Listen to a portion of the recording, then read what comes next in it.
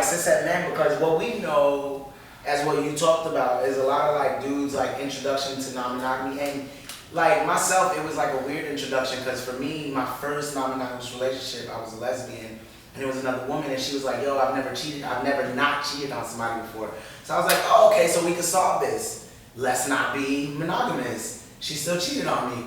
And that's when I learned that like non-monogamy doesn't mean not cheating. Like yes, we can. Yes, it's bro. You have to talk. Like yes, you have to talk. You can have sex with other people, and also she literally built this whole relationship with this other masculine lesbian. And like, remember that song? It was something about a boo or whatever, little boo, some side boo, some bullshit, boo friend, boo child, some bullshit. And I remember she used to like always sing that little boo song.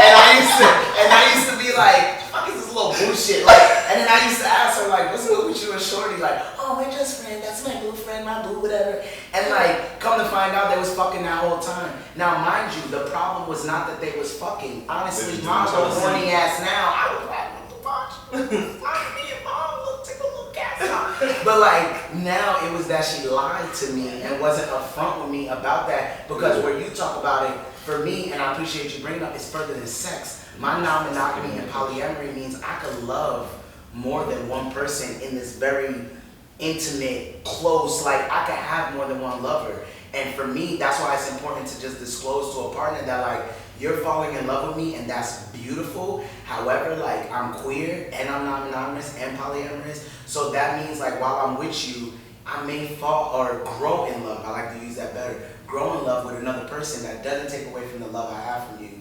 There's no especially when you start dealing with, you're with two women or like whatever it may be, there's no competition between y'all. And then like the whole thing about safety and sex and like all of that starts to come into play. There are other things, dynamics because y'all have the ability to, we all. Right, I get what you're saying. They don't know who we smash, but for y'all who are heterosexual, oops, baby mother. Now you got your shorty, and now it's like you literally got this chick pregnant, and now it's like, right, because here you go. I'm ready to get on the panel. Oh, Jesus, Lord. So, speaking of baby mothers, I just like, okay, so for us, our situation is very different because there's children involved and shit, right? But like George said, you have to talk. And like, even before my oldest was born, like while she was pregnant and shit, like she got pregnant after we was already, like after the fact. So you know how like when you break up with somebody, but like you're still, they remain your safety net, and y'all just call up on each other and shit like, motherfucker, I'm horny, what you doing? Like, you know what I mean? Like, and it's like, it goes on that way for a little bit before you really kind of just like grow apart further and further. At least for me, that's how it's been in every monogamous relationship I've ever been a part of, because I only just recently learned to accept myself and the person I am, and the fact that no one person encompasses everything that I need in a relationship. So I've been more open to talking about that, and I've been more open to expressing how I feel about that stuff with her, because that's the most important person to have that conversation with, because we have children together. Like, this shit is not a game. You know what I mean? So for me, their emotional well-being, their development, their safety comes first, right? So I told her, I was like, this whole time I've been like, yo, like, when do you want to start dating or whatever? Because like, postpartum is rough. That shit sucks. Like, I watched it. I live with her. I watched it firsthand. Like, your body fucking sucks. Like, that shit, it falls apart after, like, you know what I mean? And it's not even all visible. Like, literally inside, you still feel like shit. You know what I mean? Like, for a while after having the baby. So, like, how the fuck was I gonna look running around doing whatever I want? Even if I'm non-monogamous, like, you still have to house that respect for your partner that you have fucking children with. Like, if they're not in a position physically, emotionally, like mentally to actively go back out there and date, like they just had a baby, you can't be out here you can't be out here slanging it like you know what I mean? Like you single and shit. Like that shit matters because y'all live together. And like you out here living your best life, and she's still putting fucking ice packs and shit. You know what I mean? So that's another aspect of it. And then it all comes back down to like ethics and shit. yeah, and then like also like, you know, and something she fires back at me a lot is, well, you know, we're not roommates. And it's like, no, honey, we're parents. You know what I mean? Like if I'm expected to have a level of trust with my two sons, you know what I mean? Who I, and this is me pushing my heteronormative upbringing on them because I grew up that way and it's hard for me to learn a lot of that stuff. But let's just call them my sons for now. Like if you know, if my two sons are gonna grow up and be anything like me, I need to have that rapport with you. So no, we're not roommates, right? But we're parents. So I have to start this combo with you before I have it with them later, because like this shit matters. So yeah, and then you know, it's a whole boundaries thing too. So like even before having children, like rules were, I would have a main partner or whatever, or someone I see the most.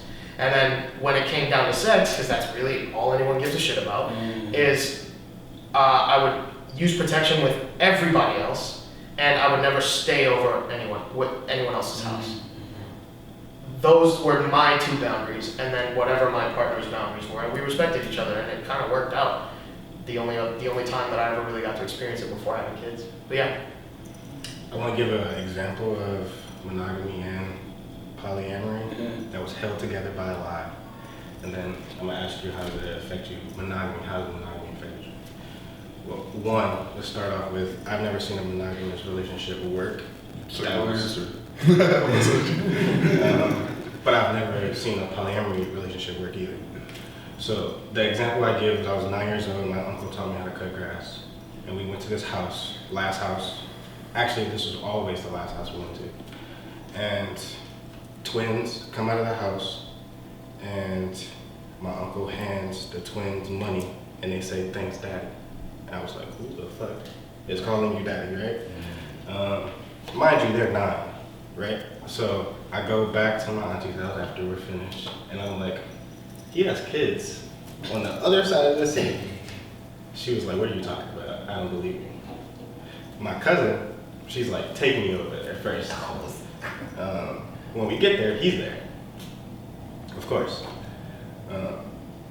He doesn't have twins. He has 4 kids over there. 9, 5, 3.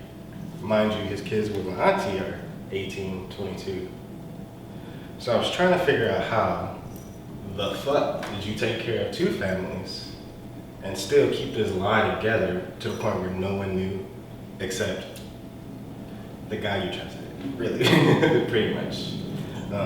So from there, of course they fought. Of course, domestic violence happened for a couple months. Of course, she has security there. She don't want to leave. He's taking care of this house and that house. Ultimately, left him by himself. And the kids are ready. So I would want to ask you, do you think monogamy is just great for children? Just keep the children together, let's keep this lie together? Or try to be honest, create some type of poly relationship and go against society's pressures to keep that open? This is probably very telling for the therapist in the room, but I will be miserable and unhappy forever before I make and internalize it, before I turn my house into a place where my family does not feel like it's a home. I would rather be totally miserable and unhappy than project that onto them and make my house a living hell for them, basically. And that's just me being like, because my feelings, because their feelings and the stability of our family is worth more to me than my own feelings about stuff. So I think, like, that was a lot, by the way. Like, Jesus Christ, that was a lot. But it's very real. Like, you fucking lived it. You know what I mean? Like, you lived it, you experienced that shit. Just like I'm living this now, and it's tough navigating that sort of like, that question even, because is monogamy worth keeping the household together? Well, know if it's going to be a shitty house to grow up in, and you know what I mean, and live. But also, when you go against the grain and you go to raise kids that think differently, then I think that makes for generally better people. To kind of go back to kind of what you were saying, repressing anything is bad. Just for the record, like I feel the energy and the heart and the love and the self-sacrifice for the good of your family, but that's gonna leak. It's gonna leak. Like you can't, if you hold yourself back, your kids are gonna know, and they're gonna feel it. Because we all know or have an idea of what our parents were trying to hold back in trying to keep their relationship with us going. Even if that wasn't the right thing and they weren't listening to us and they were projecting stuff about what they thought we needed, but we all know. So, you know, kind of keep that in mind and be what you kind of owe your children is being your most authentic and real self, because it shows them how to do that. Like my biological parents did not show me that, but my chosen parents did. And a part of the reason why I'm so, intense is because she like gave me the opportunity to be myself by being her full self. So I want to say that real quick. Thank you for that. No problem. But for me, the important thing about polyamory or non-monogamy, I've been non-monogamous for about 10 years now. And I've been like sort of like different types of non-monogamy. And what I've learned is that it's the inner work that's really the most important. Like reflecting on why you want to be in a relationship, what you actually want, what you actually need, and separating that from what society tells you that you want. Do you want to be monogamous because that's where everyone told you that's how you get security? Do you want to be monogamous because you want someone to grow old with you because you're scared of being alone? Do you want to be monogamous because you feel like that's the only space to have kids in? You know, those are all things society tells you, but is that real? You know, that's why it's important that non-monogamous Black people speak up and show ourselves, so that people see that you can raise kids, or that you can find love, or that you can grow old, or that, you know, a lot of the fears that, you know, people tell us is like, don't be monogamous or this will happen to you. Showing us that we are real kind of shows people that you can do this in like an ethical sort of way. I think also the inner work involves being honest with yourself and with other people. Because not everyone's gonna wanna fuck with you, and that's okay. Like a main thing I noticed about people who are kind of transitioning into non-monogamy or have a fear about being non-monogamous is you go, well, I'm gonna say like a woman, right, that I'm non-monogamous and she's gonna leave. Yes, that's her right to. If she is monogamous and you are not monogamous, it's her right to leave because you aren't going to meet her expectations. Just like she's going to eventually make you unhappy. I know so many, like cishet men in particular, who enter these back-to-back serial monogamous relationships that end in a few months because they don't want to lose out on fucking or connecting with this one woman. If she's not non-monogamous, please leave her alone. You can find, the world isn't scarce. People exist. You can fuck other people. Like she isn't the only one that even looks like her. Like there's the world is so you can find another one who is into the shit you're into. Like compatibility matters. I really want Black men to care more about compatibility and not can I fuck that person. Because the world is more than can I fuck that person, is will I enjoy it? You know? Does this person like the same things I like? Can I have an enjoyable, sustainable thing with someone? That doesn't, you don't gotta be committed to enjoy a relationship, a connection with somebody. Like, if you are upfront with what you want, you'll be happier. Trying to collect women or other people like they're animals that you're trapping is not how you stay happy, nigga. It's not. That's why you're miserable all the fucking time. Like, let's be real and honest about your feelings. You feel empty because you don't know how to be in relationship. When you start treating people not like trapping people, but like you're entering a thing and treating them like they're humans and being like, this is what I want, and you don't manipulate people, no games, no quick talking, just I want ABC.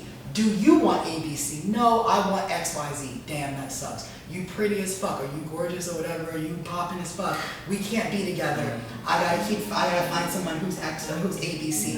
And you find your ABC person. Keep looking, because when you find that person, you'll finally be fucking happy.